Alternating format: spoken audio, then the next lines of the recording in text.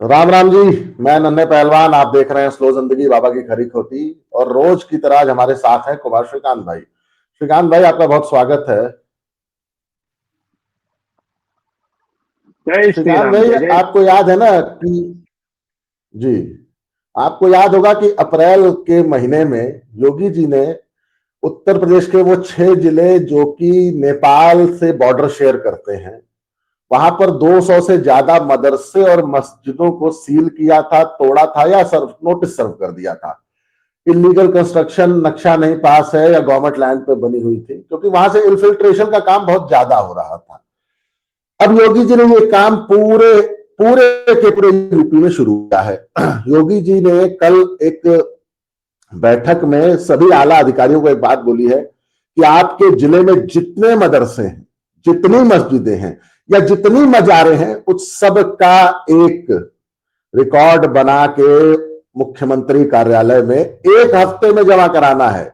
यह भी नहीं कि कोई लंबा समय दिया है, 60 दिन के अंदर। तो सीधी बात है कि आज पूरा रेवेन्यू डिपार्टमेंट, भाई आज पूरा एसडीएम ऑफिस, तहसीलदार, नायब तहसीलदार, कानूनगो, लेखपाल, फलान ढिमकान जितने होते हैं, एसडीएम साहब से लगायत डीएम साहब, एडीएम साहब, आज वो एक एक मदरसा, एक एक मजार, एक एक मस्जिद खंगाल रहे हैं। तो इसका मतलब है कि अगर इस व्यापक इस सॉरी अगर इस स्तर पे जाकर योगी जी मदरसों और मजारों की लिस्ट अगर बनवाएंगे, इसका मतलब सर बहुत बड़ा क्रैकडाउन भी होगा, बहुत सारे मदरसों पे ताला भी लगेगा, बहुत सारी मस्जिदें ढाई भी जाएंगी। तो सर, आपको नहीं लगता कि ये तो मुसलमान के साथ जाति, अखिलेश भैया तो पैंट खोलकर गुलाल पोस्ट कर पिछवाड़े पे एकदम एक पिछवाड़ा लाल गुलाल, एक पिछवाड़ा हरा गुलाल करके आज नाचेंगे, बल्कि मुझे लगा लखनऊ में तो नाचना शुरू कर होंगे और बोलेंगे तो देखो मुसलमान के साथ योगी जी अत्याचार कर रहे हैं। जी। आपको तमाम दर्शकों को जय श्री राम। दरअसल ये खबर तो अप्रैल की है और इसमें कोई दो राय नहीं है। लेकिन हरियाणा में एक बहुत बड़ा मदरसा है जिसे आप अल फलाह यूनिवर्सिटी कहते हैं। दरअसल बहुत वो सही। यूनिवर्सिटी थी। हाँ, दरअसल वो यूनिवर्सिटी थी पर संचालित मदरसे की तरह होती थी। दरअसल उस आ, मदरसे में जितने भी शिक्षक थे वो एक ही दीनों मजहब के थे। कहने के लिए तो वहां डॉक्टरी पढ़ाई जाती थी, लेकिन प्रैक्टिस कुरान और कुरान से जुड़ी हुई आयतें और कैसे मुजाहिद बनना है, वहां दरअसल सिजेरियन डॉक्टर्स नहीं तैयार होते थे। दरअसल वहां गायनी की डॉक्टर्स नहीं तैयार होते थे। दरअसल वहां नॉर्मल फिजिशियन नहीं तैयार होते थे। दरअसल वहां आतंकी कैसे तैयार हो सकते हैं, मुजाहिद कैसे तैयार हो सकते हैं, और किस तरीके से गजवाए हिंद वाले जो सिपाही हैं वो तैयार होते थे। और दरअसल अब उसकी जांच भी हो रही है और पता लग रहा है कि बिना सरकारी एक तरीके से कहा जाए कि सरकारी आदेश या किसी परमिशन के बिना वो यूनिवर्सिटी सबसे पहले संचालित होनी शुरू हो गई। यानी कि उस मदरसे के तथा कथित यूनिवर्सिटी के मालिक को पता था कि साहब हमको अंत में यूनिवर्सिटी का दर्जा हुड्डा सरकार दे ही देगी। और किस तरीके से बीजेपी सरकार, मैं फिर दोहरा रहा हूं, किस तरीके से बीजेपी सरकार से भी हम अपना काम निकाल सकते हैं, तो ये उसके दिमाग में पहले से था। अब आपको पता है देश की तमाम सुरक्षा एजेंसियां और हरियाणा की जो एजेंसियां हैं वो तमाम खबरें खोद रही हैं, निकाल रही हैं, और पता चल रहा है कि साहब ये कौन कौन से थे, कैसे कैसे थे। लेकिन प्रीएम्प्टिव स्टेप, यानी कि किसी भी घटना को होने से पहले वाले जितने भी स्टेप है उसके लिए योगी आदित्यनाथ देखे जाते हैं, जाने जाते हैं, और योगी आदित्यनाथ की वाहवाही होती है।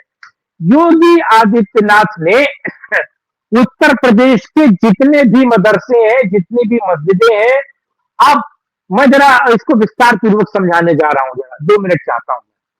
दरअसल उत्तर प्रदेश में जितने भी मदरसे हैं उन मदरसों का तालीम कौन दे रहा है, तालीम इकबाल कौन है, ये डिसाइड होगा। अब ये सरकारी लिखत पढ़त में आएगा, यानी कि तालीम देने वाला कौन है, डायरेक्टर कौन है, उसका संरक्षक कौन है, उस मदरसे को पैसे कहां से आ रहे हैं, पैसे देने वाला कौन है, पैसा किस फॉर्मेट से आ रहा है, और उसके बाद उस पैसे का इस्तेमाल किस तरीके से किया जा रहा है, और यहाँ तक कि उनका पाठ्यक्रम क्या है, ये मदरसों के लिए गाइडलाइंस है। एक और चीज मैं आपको बताऊं, अब तमाम मदरसों में सीसीटीवी फुटेज लगेगा, और सीसीटीवी के साथ साथ वॉइस रिकॉर्डिंग डिवाइस भी उत्तर प्रदेश सरकार लगाने जा रही है। आप समझिए, वॉइस रिकॉर्डिंग डिवाइस यानी कि क्या पढ़ाया जा रहा है, कैसे पढ़ाया जा रहा है, कब कब पढ़ाया जा रहा है, और जो सिलेबस डिसाइड किया गया है वो पढ़ाया जा रहा है कि नहीं जा रहा है।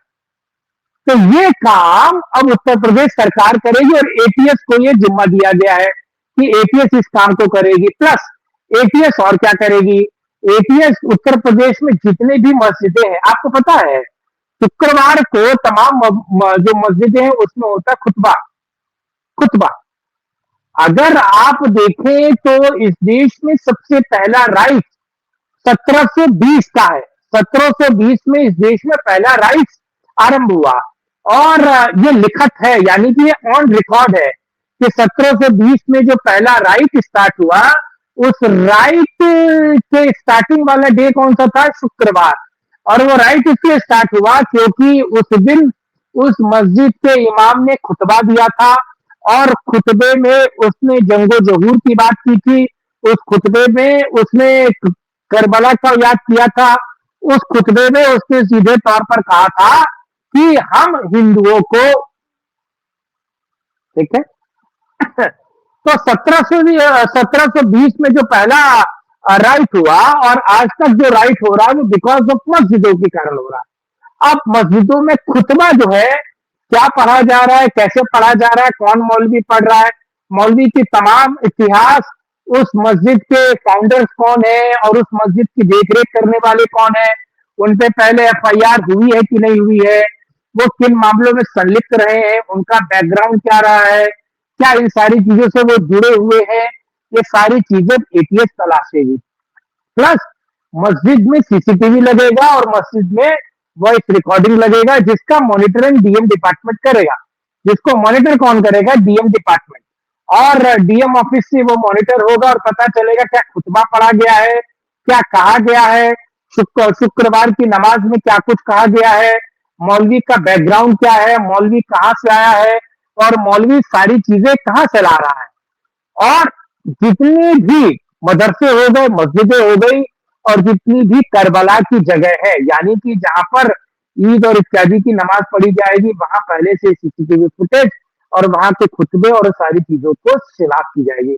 यानी कि योगी आदित्यनाथ सरकार ने पहले से ही घुस भरने का, और पहले से उत्तर प्रदेश में आतंकी गतिविधियां, आतंकी घटनाओं नहीं होने देने के लिए, कि ऐसा उत्तर प्रदेश में घटित ना हो पाए, ऐसा संभव ना हो पाए, इसीलिए योगी आदित्यनाथ सरकार ने सीधे तौर पर अगर मैं कहूं तो ये सारी तैयारियां की हैं। और इन तैयारियों में सबसे महत्वपूर्ण जो है वो ये है कि अब रिकॉर्ड होगा, और अब उन मदरसों पर, उस मस्जिदों पे, उन करबला की जगहों पर, या फिर उन कहा जाए कि नमाज जो ईदगाह है, वहां सब पर अब कार्रवाई होगी। एक एक मदरसे को चिन्हित किया जाएगा, मौलवियों को चिन्हित किया जाएगा, फाउंडर कौन है, फंड कहां से है, और ये सारी चीजें आ कहां से रही है, इन सब का काम अब एटीएस करेगी। तो यानी कि अब अगर उत्तर प्रदेश में मदरसों पर, मस्जिदों पर बुलडोजर चलते हुए आपको दिखाई दे, और बुलडोजर प्रक्रिया उत्तर प्रदेश में आपको दिखाई दे, तो आप आश्चर्यचकित और अचंभित मत होइएगा। क्यों? क्योंकि बहुत जल्द बाबा का बुलडोजर उत्तर प्रदेश की उन तमाम आतंकी गतिविधियों में संलिप्त, आतंकी गतिविधियों को प्रोत्साहन देने वाली मस्जिदों और मदरसों पर चलेगा। यानी कि बाबा का पूर्व घटना होने से पहले उस घटना को रोकना कैसे है, तो ये जो पॉइंट ऑफ व्यू है, ये जो तैयारी है बाबा योगी आदित्यनाथ की, वो आप उत्तर प्रदेश में देखने जा रहे हैं। तो ये सोचिए, उत्तर प्रदेश में होने से पहले हो रहा है। अब मैं बड़ा सवाल उठाता हूं कि ये बीजेपी शासित तमाम राज्य क्यों नहीं कर रहे हैं। मैं बड़ा सवाल उठाता हूं कि जहां पर बीजेपी शासित राज्य है, वो पहले से ऐसे कामों को क्यों नहीं कर रहे। अब तो बिहार में भी गृह मंत्रालय आपके पास है, तो जब गृह मंत्रालय आपके पास है, तो आप गृह मंत्रालय क्या सम्राट चौधरी इन सारी चीजों को पहले करेंगे? क्या बिहार के जितने भी आतंकवादी मदरसे और मस्जिदें हैं, क्या उन पर नकेल कसने का काम सम्राट चौधरी कर पाएंगे? क्या उनकी कुवत है? क्या वो ऐसा कर पाएंगे? बड़ा सवाल है। जो योगी आदित्यनाथ समय से पहले सोच रहे हैं, फिर वो सोचकर जो काम कर रहे हैं, क्या सम्राट चौधरी कर पाएंगे? बड़ा सवाल पूछ रहा हूं मैं तमाम बीजेपी शासित राज्यों से पूछ रहा हूँ जी। मैं दर्शकों से थोड़ा माफी चाहूंगा श्रीकांत भाई, मेरी ना आज नेटवर्क में कुछ प्रॉब्लम है, बार बार स्क्रीन फ्रीज हो जा रही है। वॉइस अगर मेरी सही आ रही है तो एक बार आप जरा बस ऐसे कर दीजिए, ठीक है। मैं आपको एक बात बताऊं, बीजेपी ने एक बहुत बड़ा ब्लंडर कर दिया है बिहार में। आपने देखा कैसे कितने सारे पूर्व मंत्रियों और नेताओं के बच्चों को वहां एज ए मंत्री बना दिया। मतलब एक नेताजी का बेटा तो चुनाव भी नहीं लड़ा था, वो भी मंत्री बनाया। तो कहीं ना कहीं श्रीकांत भाई, बीजेपी ने परिवारवाद की राजनीति को बिहार में तो पनपा ही दिया है। अब देखिए, जब आप परिवारवाद की राजनीति करेंगे ना, वो बाबा जी एक बात कहते हैं कि ये सब लक्की स्पॉन्स हैं। हम्म उसको अब इसको डिकोड दुनिया करती रहे तो। और अच्छा, नीतीश कुमार की प्रॉब्लम है, उनको मुसलमानों का वोट लेना है। उनको मुसलमान, बाबा को मुसलमानों का वोट नहीं, बाबा को टोपी नहीं पहननी है। लेकिन नीतीश कुमार आपको बिरयानी खाते दिख जाएंगे, ईद की सेवई खाते दिख जाएंगे, हैं कहीं रोजा अफ्तारी में दिख जाएंगे, लेकिन बाबा आपको नहीं दिखेंगे ना। बाबा नॉनवेज नहीं खाते हैं ना, बाबा तो शुद्ध शाकाहारी हैं, दूध पीते हैं, फल खाते हैं। तो बाबा आपको इफ्तारी और रोजों में नहीं दिखेंगे। बाबा आपको राम मंदिर में दीपावली मनाते दिखेंगे। तो बाबा का मुकाबला बाकी किसी स्टेट का मुख्यमंत्री कर नहीं पाएगा। बाबा जी ने सिर्फ 7-8 साल में उत्तर प्रदेश को, जो ऑर्गेनाइज्ड क्राइम था, माफिया कल्चर था, उससे मुक्त कर दिया ना। हरियाणा नहीं कर पाया, 11 साल से वहां खट्टर और सैनी जी हैं, नहीं कर पाए। आज Haryana one of the most deadliest criminals का गढ़ हो चुका है। सबसे खूंखार, मतलब आतंकवादियों जैसे गुंडे माफिया आज हरियाणा में है, दिल्ली में है, आउटस्कर्ट्स में बैठे हैं। तो सर देखिए, बाबा जी वाला गट्स, बाबा जी का मुकाबला तो कोई मैं कर ही इसमें नहीं एक और चीज सकता। बताऊं मैं इसमें एक और चीज बताऊं। जी दरअसल बाबा ने जब नकेल कसी और आतंकी मस्जिदों मदरसों में जो लोग मौजूद थे, जब उन पर नकेल कसनी शुरू की, तो ये सारे लोग भागकर नेपाल चले गए। आपको पता है नेपाल में वापस जेएनजी प्रोटेस्ट हो रहा है, तो ये जेएनजी प्रोटेस्ट नेपाल में काठमांडू में क्यों नहीं हो रहा है? ये सारा प्रोटेस्ट उस आउटर लाइन पर हो रहा है जो उत्तर प्रदेश से जुड़े हुए जिले हैं, वहां क्यों प्रोटेस्ट हो रहा है? क्योंकि दरअसल ये जो मस्जिदों के, ये जो मदरसों के आतंकी गतिविधियों में लिप्त लोग जो भागकर गए हैं, और जिनका आईएसआई से सीधा संबंध है, जिनका आईएसआई से सीधा संबंध है, वो जाकर वहां पर पनाह ले रहे हैं, वो जाकर वहां पर अपने आप को स्थापित करने की कोशिश कर रहे हैं। इसीलिए वहां पर आप देखेंगे कि पुलिस को गुमराह करने के लिए, नेपाल में वापस एनआरकी को स्टैब्लिश करने के लिए वहां जंगी प्रोटेस्ट हो रहा है। बिकॉज अब बाबा योगी आदित्यनाथ, तो बाबा ने इधर से ढकेला है, बाबा ने इधर से हमचा है, कहा जाए बाबा ने इधर से बांस दिया है खिला हुआ, तो वो बांस पड़ा है, और ये बांस जिन जिन में पड़ा है सारे भाग के जा रहे हैं, और बहुत भागेंगे अभी। आप देखेंगे यूपी के आउटस्कर्ट्स में जितने भी मस्जिदें हैं, मदरसे हैं, ईदगाहें हैं, वहां से बड़े पैमाने पर पलायन हो रहा है। क्योंकि अब ये भी देखा जा रहा है कि आपके रूट्स बांग्लादेशी तो नहीं है, आपके रूट्स रोहिंग्या वाले तो नहीं है, आपके रूट्स क्या भारतीय ही है। आप भले देवबंदी हो, उलेमा हो, बरेलवी हो, आप कहीं के भी हो, लेकिन क्या आप भारतीय हैं? क्या भारत की नागरिकता आपके पास है? और भारत की नागरिकता कैसे मिली है? तो एक तरफ एफआईआर चल रहा है पूरे उत्तर प्रदेश में, दूसरी तरफ एटीएस अपना काम कर रही है, तीसरी तरफ बाबा योगी आदित्यनाथ ने एक बड़ा फैसला लिया है। तो यूपी में 27 की तैयारी चल रही है, और यूपी में बुलडोजर को वापस ग्रीसिंग किया जा रहा है, ऑयलिंग किया जा रहा है, उसका रिवर्स इंजीनियरिंग फिर से किया जा रहा है, उसमें डीजल पेट्रोल डालकर तैयार किया जा रहा है, और बड़े पैमाने पर बुलडोजर चलाने वाले लोगों की भर्ती हो रही है। तो मैं तो इसे इस तरीके से कह रहा हूं, सीधे तौर पे कहूं कि बाबा का बुलडोजर, मेरा फाइनल रिमार्क ये है कि उत्तर प्रदेश में वापस गरजने जा रहा है जी।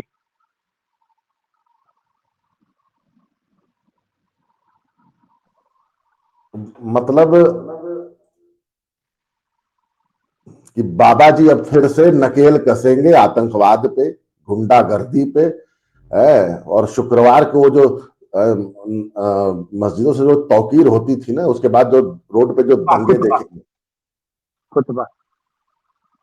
जी, तो इन हाँ सब पे बाबा अब नकेल कसेंगे। और बाबा जी, आप वाली बात में बस ये, इस बात में आपके एकदम स्पष्ट हूं कि बाबा जी ने फ्यूचर को आज डिकोड कर लिया है कि कल को ये काम उत्तर प्रदेश के मदरसों से ना हो, इसलिए उस पर आज ही नकेल कस दो। तो श्रीकांत भाई, आपने समय दिया उसके लिए बहुत बहुत धन्यवाद। अगर आप वीडियो को देख रहे हैं तो वीडियो को लाइक कीजिए, शेयर कीजिए, चैनल को सब्सक्राइब कीजिए। बहुत बहुत धन्यवाद श्रीकांत भाई। जय श्री राम। जय जय श्री राम, जय श्री राम।